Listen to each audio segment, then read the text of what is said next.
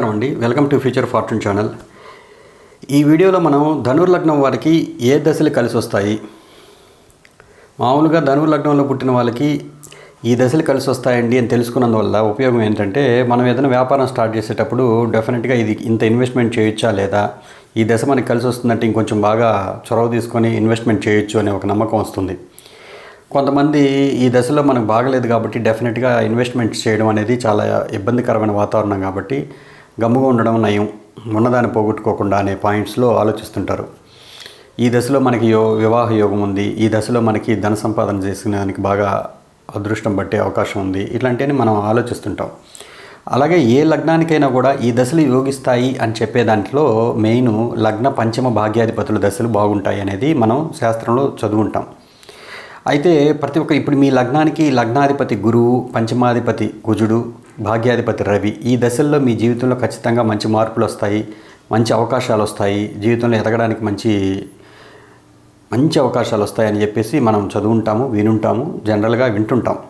కానీ నేను ఇదే విషయాన్ని ఇంకో విషయంలో ఖండించవచ్చు. ఎందుకంటే ఇదే రవి మహాదశలో ఇబ్బందులు పడిన వాళ్ళు ఉన్నారు, ఇదే గురు మహాదశలో బాగా ఇబ్బందులు పడిన వాళ్ళు ఉన్నారు.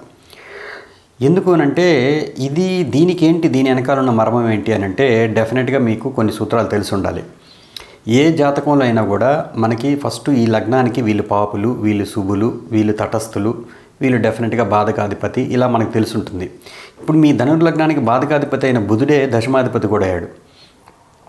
అంటే బుధుడికి అంటే వివాహ విషయంలో బాధకాన్ని ఇచ్చే అవకాశం ఉంటుందా, వ్యాపారం చేసే విషయంలో బాధకాన్ని ఇస్తాడా, మరి దశమాన్ని కూడా ఆయనే రూల్ చేస్తున్నాడు కదా. అంటే డెఫినెట్గా పార్ట్నర్షిప్స్ విషయంలో కానీ, భార్య విషయంలో కానీ, హెల్త్ పాయింట్ ఆఫ్ వ్యూలో కానీ ఏదో ఒక విషయంలో మీకు ఖచ్చితంగా బాధను కలిగించే అవకాశాలు ఉంటాయి. అయితే ఇది ఎంతవరకు అని అంటే బుధుడున్న పొజిషన్ బట్టి మనం చెప్పాల్సి ఉంటుంది. ఇదే బుధుడిని గురువు చూస్తే మళ్ళీ ఖచ్చితంగా బాగానే ఉంటుందన్నమాట. మీకు ఖచ్చితంగా ధనుర్లగ్నం వాళ్ళకి ఈ దశ యోగిస్తుంది, ఈ దశ యోగించదని చెప్పేదానికి 3 పారామీటర్స్ ఖచ్చితంగా మీరు ఎప్పుడు ఫాలో అవ్వాలి. ఏ గ్రహ దశ అయినా కూడా డెఫినెట్గా మీకు కేంద్రాల్లో ఉన్న గ్రహ దశలు ఎప్పుడైతే వస్తాయో అది సాలిడ్గా మీకు అంటే మెటీరియలిస్టిక్ అయ్యేదానికి ఎక్కువగా అవకాశాలు ఉంటాయి. కేంద్రాలు అనేవి ఎక్కువగా మనకి ప్రాపంచిక విషయాల పట్ల ఎక్కువగా అంటే నిమగ్నం అయ్యేదానికి ఎక్కువగా సహకరిస్తాయన్నమాట. సో అది ఏ భావాధిపతి అయినా కానివ్వండి, కేంద్రంలో ఉంటే దానికి బలం ఎక్కువగా ఉంటుంది, అంటే మెటీరియలిస్టిక్ సక్సెస్ని పొందేదానికి. ఈవెన్ దుస్థానాధిపతులు కూడా. అయితే ఆ దుస్థానాధిపతి ఆ భావంలో ఉన్నందువల్ల జీవకారకత్వాలు దెబ్బతింటాయి, కానీ మెటీరియలిస్టిక్ పాస్పెక్ట్లో అది ఇబ్బంది పెట్టే అవకాశాలు ఉండవు. ఇప్పుడు మీకు గురు మహాదశ కావచ్చు, కుజ మహాదశ కావచ్చు, రవి మహాదశ కావచ్చు, బాగానే ఉంటాయనుకోవచ్చు కరెక్ట్. కానీ ఏంటంటే వీళ్ళు జాతకానికి మీ లగ్నానికి శుభులు. సో వీళ్ళ నక్షత్రాలు వింశోత్తరి దశా విధానంలో నక్షత్రాలు అనేవి చాలా ఇంపార్టెంట్. మీ ఏ గ్రహ దశ అని తీసుకున్నా అది ఏ నక్షత్రంలో ఉంది, ఆ నక్షత్రాధిపతి ఈ పంచమ భాగ్యాధిపతి లగ్నాధిపతి నక్షత్రాల్లో ఉన్నాడా లేదా. అంటే మీకు శుక్ర మహాదశ జరుగుతుంది, మీ లగ్నానికి పాపి 6వ ఇంటధిపతి 11వ ఇంటధిపతి అయ్యాడు కాబట్టి పాపి. సో శుక్రుడు గురువు నక్షత్రంలో ఉంటే ఆ దశ జరుగుతుంటే మీకు ఖచ్చితంగా గురువు చేత చూడబడితే శుక్రుడు ఖచ్చితంగా యోగిస్తుంది ఆ దశ. అంటే శుక్రుడు విశాఖ నక్షత్రంలో ఉన్నాడు అనుకోండి 11వ ఇంట్లో, డెఫినెట్గా యోగిస్తుంది. అదే గురువు చేత చూడబడితే శుక్రమహాదశ యోగిస్తుంది. శుక్రుడు పాపి కదండి, పాపి యోగించారు కదా అని అనుకునేదానికి లేదు. ఇక మీరు ఒకవేళ ఈ లగ్నానికి శని కూడా పాపే, ఈ శని పాపయ్యి వక్రీకరించున్నాడు అనుకోండి, అదే గురువు నక్షత్రంలో పూర్వభాద్రలో ఉన్నాడు అనుకోండి, డెఫినెట్గా యోగిస్తుంది. సో మీకు ఇదిగోండి ఈ దశ యోగించలేదని చెప్పండి, ఆ దశని ఎందుకు యోగించలేదనే దానికి రీజన్ ఈజీగా చెప్పేయచ్చు మనం. ఎందుకనంటే వాళ్ళు సింపుల్ రూల్స్ చెప్పున్నారు. వీళ్ళు పాపులు కాబట్టి వీళ్ళ నక్షత్రాల్లో ఏదైనా గ్రహాలు కూర్చొని ఉంటే ఆ గ్రహ దశలు జరిగేటప్పుడు మీరు కొంచెం ఇబ్బందులు పడతారు, ఛాలెంజెస్ అనేవి ఎక్కువగా ఉంటాయి ఈ దశలో. కాబట్టి ప్రయోగాలు చేయవాకండి, కొంచెం ఉన్న దాంట్లో సర్దుకుపోండి అని చెప్పేదానికి అవకాశాలు ఉంటాయి.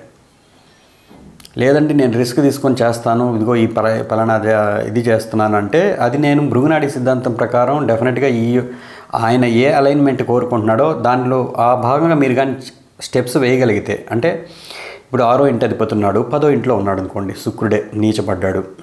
మరి 6వ ఇంటధిపతి నీచపడితే మంచిదే కదా జనరల్గా. 10వ ఇంట్లో శుక్రుడు ఉన్నాడు అని అంటే ఆ శుక్ర మహాదశ జరిగేటప్పుడు మీరు డయాగ్నోస్టిక్ సెంటర్ పెట్టారనుకోండి, లేదు మీరు లా ఫీల్డ్లో ఉన్నారనుకోండి, లేదు ఏదైనా ఒక సర్వీస్ ఇండస్ట్రీలో ఉన్నారనుకోండి, ఖచ్చితంగా మీకు బాగా యోగించే అవకాశాలు ఉంటాయి శుక్ర మహాదశ. సో ఏ భావానికి ఆధిపత్యం వహిస్తున్నాడు, ఆయన ఏ నక్షత్రంలో ఉన్నాడు, ఆయనని ఎవరు చూస్తున్నారు, ఇవన్నీ కూడా మ్యాటర్ ఖచ్చితంగా డిసైడ్ చేసేటప్పుడు. ఆయన చంద్రుడి నుంచి ఎక్కడున్నాడు, లగ్నం నుంచి ఎక్కడున్నాడు, రవి నుంచి ఎక్కడున్నాడు, ఈ 3 పారామీటర్స్లో మీకు బాగా ఉన్నట్లయితే ఆ గ్రహం ఖచ్చితంగా మీకు ఆ దశ బాగానే యోగించే అవకాశాలు ఉంటాయి.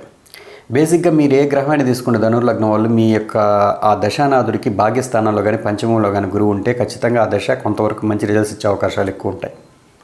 లేదు ఈవెన్ దశానాథుడి నుంచి గురువును చతుర్థ స్థానంలో ఉన్నా కూడా, లేదు ఈయన భాగ్యాధిపతి అయిన రవి కూడా ఉన్నా కూడా, లేదు పంచమాధిపతి కుజుడున్నా కూడా, సో వాటితో కలవడం కానీ లగ్న పంచమ భాగ్యాధిపతులతో కలవడం ఉన్న గ్రహదశ జరిగినా కానీ, లేదు వాళ్ళ నక్షత్రాల్లో కూర్చున్న గ్రహదశ జరిగినా కానీ, లేదా వాళ్ళ చేత చూడబడిన గ్రహదశ జరిగినా కానీ మీకు ఆ దశలు యోగించే అవకాశాలు ఎక్కువగా ఉంటాయి. ఇకపోతే మీకు జనరల్గా మీ లగ్నానికి ఈ అవకాశాలు జబ్బులు వచ్చే అవకాశాలు ఉంటాయండి, ఈ భయాలు మీకు ఉంటాయి, ఫోబియాస్. అష్టమాధిపతి ఎవరు? చంద్రుడు. సో వాటర్ కంటెంట్, తర్వాత ఎమోషనల్గా జీవితంలో ఎప్పుడు ఏదో ఒక రూపంలో అప్ అండ్ డౌన్స్ ఉండనే ఉంటాయి. సో వాటర్ రిలేటెడ్ యాక్టివిటీస్లో జాగ్రత్తగా ఉండాలి. అంటే స్విమ్మింగ్ చేసేటప్పుడు కానీ, లేకపోతే ఇంకేదైనా మీరు వాటర్ రైడర్స్లో ఎక్కినప్పుడు కానీ జాగ్రత్తగా ఉండాలి అనేది ఖచ్చితంగా చెప్పదగిన అంశమే.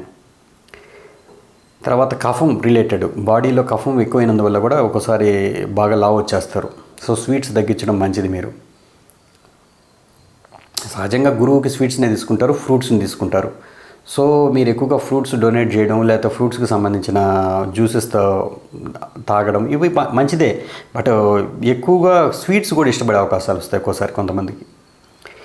దానివల్ల అది మీకు ఆ కఫం అనేది ఎక్కువగా చేరుకునే అవకాశాలు ఉంటాయి, దానివల్ల ప్రాబ్లం ఉంటుంది.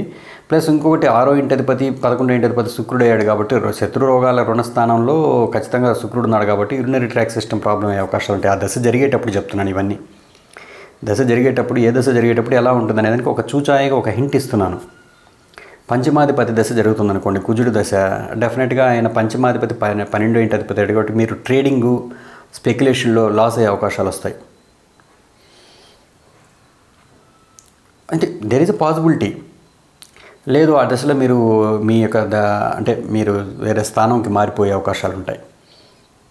మీకు ఆ దశలో కోపం ఎక్కువగా ఉంటుంది కాబట్టి డెఫినెట్గా నాన్ వెజ్ మానేయడం మంచిది.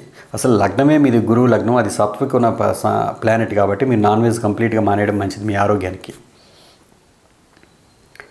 సో రెండో ఇంటి అంటే మీకు మామూలుగా ఈ పాపులైన వాళ్ళు నీచంలో పడి లేదా వక్రీకరించిన అవి యోగాన్ని ఇస్తాయనేది మనకు తెలుసు.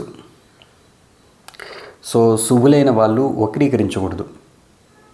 సో గురువు అంటే ఈయన ఉభయ కేంద్రాధిపతి అయ్యాడు కాబట్టి కొంత పాపత్వాన్ని, ఇది పాపత్వం అని చెప్పకూడదు, అంటే శుభాన్ని ఇచ్చే విషయంలో ఆయన కొంచెం తటస్థంగా ఉంటాడు, న్యూట్రల్గా ఉంటాడు.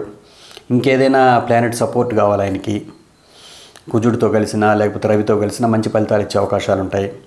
ఈవెన్ నీచిలో ఉన్నా కూడా ఆ దశ జరిగేటప్పుడు మంచి యోగాన్ని పొందిన వాళ్ళు ఉన్నారు ధనుర్లగ్నానికి.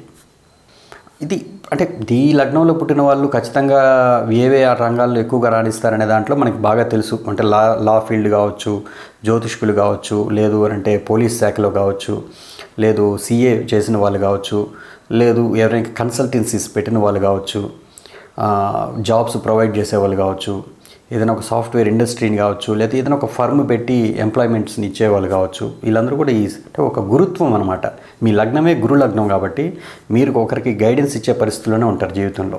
అది ఏ రూపంలో కావచ్చు, జ్యోతిష రూపంలో కావచ్చు, లేదా ఎంప్లాయ్మెంట్ ఇచ్చే విషయంలో కావచ్చు, లేదు లోన్స్ గురించి ఎక్స్ప్లెయిన్ చేయడం కావచ్చు, లేదు ఇన్సూరెన్స్ గురించి ఎక్స్ప్లెయిన్ చేయడం కావచ్చు. సో ఇవన్నీ కూడా మీకు ఖచ్చితంగా ఉండనే ఉంటాయి. మీ జీవితంలో మంచి అభివృద్ధి సాధించాలి, అది ఇర్రెస్పెక్టివ్ ఆఫ్ ఎనీ దశ, ఏ దశ జరుగుతున్నప్పటికీ డెఫినెట్గా మీరు టెంపుల్ విజిట్ డైలీ చేయడం అనేది ఖచ్చితంగా మంచిది. దీపారాధన చేయడం ఎందుకు మంచిది అంటే మీరు అగ్నితత్వ లగ్నం మీది. సో బేసి లగ్నం, మీరు అవుట్ గోయింగ్ పర్సనాలిటీ, డెఫినెట్గా మీరు స్ట్రైట్ ఫార్వర్డ్గా మాట్లాడతారు కాబట్టి కొంతమంది శత్రువులు మీకు సీక్రెట్ శత్రువులు ఉండే అవకాశాలు ఉంటాయి. సో వీటిలన్నిటికీ ఏంది అని అంటే మీరు అప్పుడప్పుడు గంగా స్నానం అంటే పుణ్యనదులు స్నానం చేయడం అనేది చాలా మంచిది. అష్టమాధిపతి అయిన చంద్రుడు, లగ్నాధిపతి, వీళ్ళిద్దరూ బాగా ఫ్రెండ్స్. ఎప్పుడైతే మీకు ఇంటర్నల్గా ఫోబియాస్ ఉంటాయో మీరు పుణ్యనదులు స్నానాలు చేయడం అనేది ఖచ్చితంగా చాలా మంచిది, మీకు మానసిక శాంతిని కలుగజేస్తుంది. కానీ వాటర్తో జాగ్రత్తగా ఉండండి అని చెప్పున్నాను కాబట్టి వాటర్లో కొంత లిమిట్ వరకే మునిగేసి వచ్చేసేయండి అంతే. అంటే మీ జాతకంలో అది మిగతా ఆస్పెక్ట్స్ని బట్టి ఉంటుంది. ఇప్పుడు అక్కడే మీకు కుజశనులు ఉన్నారనుకోండి, చంద్రుడి ఇంట్లోనే అష్టమంలో కుజశనులు ఉన్నారు, డెఫినెట్గా అది గండాన్ని సూచిస్తుంది. ఆ అష్టమాధిపతి కేతుతో కలిసి ఉన్నాడు అనుకోండి, మీరు చనిపోయి బతుకుతారనమాట. ఎందుకంటే శని మిమ్మల్ని చంపేయడు, ఆడ మారకాధిపతిగా ఆయన ఆయుష్ని పెంచుతాడు కదా శని. సో ఇట్లా మనం అంటే ఏ దశనైనా నిర్ణయించేటప్పుడు ఆ దశనాథుడు ఖచ్చితంగా ఆయన ఉన్న పొజిషన్ నుంచి 6, 8, 12 పొజిషన్స్లో ఉంటే ఆయన ఏ స్థానానికి ఆధిపత్యం వహిస్తాడో అది కొంచెం ఇబ్బంది పెట్టే అవకాశాలు ఉంటాయి. తర్వాత ఆయన 6, 11 స్థానాల అధిపతి అయిన నక్షత్రాల్లో ఉంటే మాత్రం డెఫినెట్గా ఆ గ్రహ దశకు కొంచెం ఇబ్బంది పెట్టే అవకాశాలు ఉంటాయి. సో ఇట్లా మనకి చాలా పారామీటర్స్ ఉంటాయి ఈ దశలు నిర్ణయించేటప్పుడు. బట్ బేసిక్గా మీ పరిహారాల వరకు డెఫినెట్గా చెప్పగలను. మీరు సంవత్సరానికి ఒకసారైనా అగ్నితత్వలింగమైన అరుణాచలంకి వెళ్ళడం చాలా మంచిది.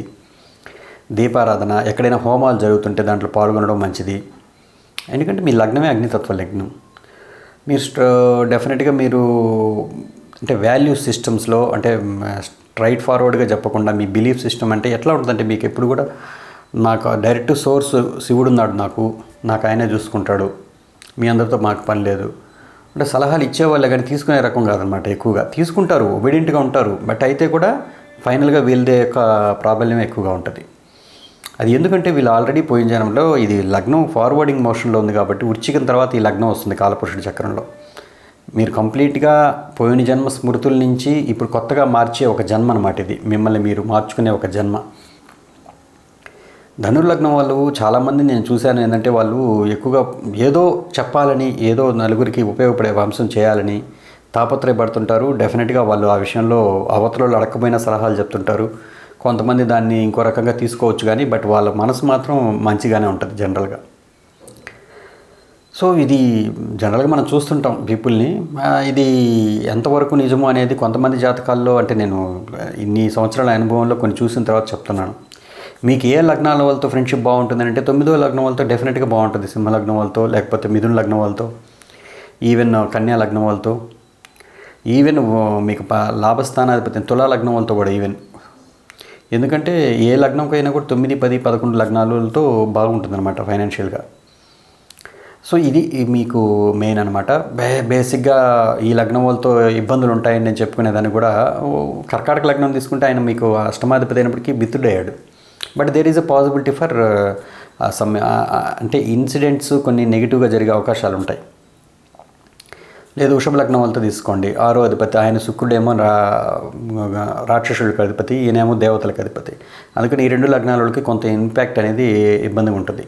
సరేనండి మేము ఇద్దరం బాగానే ఉన్నామండి, ఇన్ని సంవత్సరాలు మేము ఇద్దరం కలిసి ఉన్నామంటే మీరు డెఫినెట్గా సంసప్తకాలు అంటే నెక్స్ట్ నవాంశ లగ్నాల్లో కూడా బాగా యాక్టివిటీ బాగా కలిసి ఉంటాయన్నమాట. సో ఇది చాలా ఉంటుంది. జ్యోతిషం సముద్రం, దీంట్లో ఇది రీసెర్చ్ సబ్జెక్ట్ కాబట్టి కొత్త విషయాలు బయటకు వస్తుంటాయి. బట్ ఇన్ని సంవత్సరాల అనుభవంలో కొన్ని చూసిన విషయాలని ఈ వీడియోలో చెప్తున్నాను. ఓకేనండి. అంటే మీరు ధనుర్లగ్నం వల్ల ఉంటే డెఫినెట్గా ఈ రెమెడీస్ విషయంలో మీరు ఎప్పుడైనా సరే ఖచ్చితంగా దేవాలయ దర్శనం తప్పనిసరి, సంవత్సరానికి ఒకసారి అరుణాచలం తప్పనిసరి, పుణ్యనదుల స్నానం అప్పుడప్పుడు చేస్తున్నాడు అది తప్పనిసరి.